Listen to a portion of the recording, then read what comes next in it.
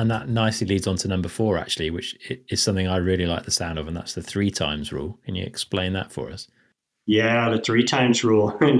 That came, 3 times rule is really important with 29ers when 29ers came into play because, every rider got on one that was at that level, just absolutely hated it because it changed their braking points, it changed their turn-in points. They all said it was slower, even though on the clock it was faster. And then so the 3 times was the second time, they'd start to get used to it a little bit and be like, okay, I'm starting to gel. And then third time, they could usually start to pick out those little problems after the third time. Be like, oh, I do recognize I have to brake differently and do these things. And I think it applies to so many things, that 3 times. So just give it a shot, keep an open mind and have the patience for it. That's the big one. Don't expect that immediate fix.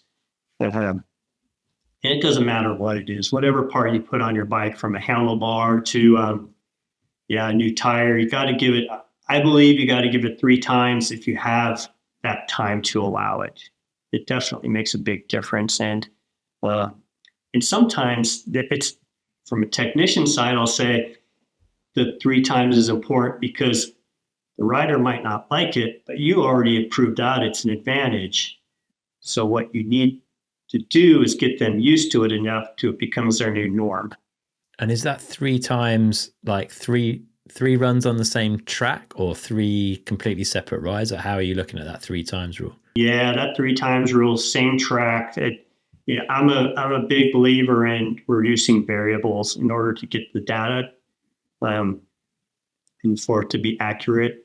So yeah, you wouldn't want to change a thing, which is very hard with riders to get them to do the exact same thing 3 times in a row. Not that they can't do it, they just don't want to. Yeah, fair enough.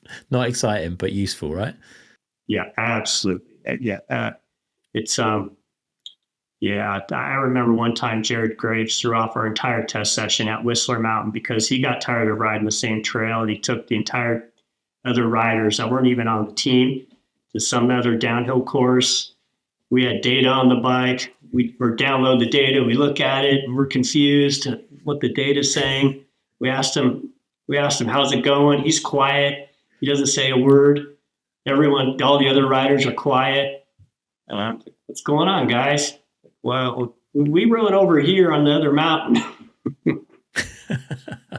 Amazing. Our data ACK engineer actually walked off and said, almost quit that day. Amazing.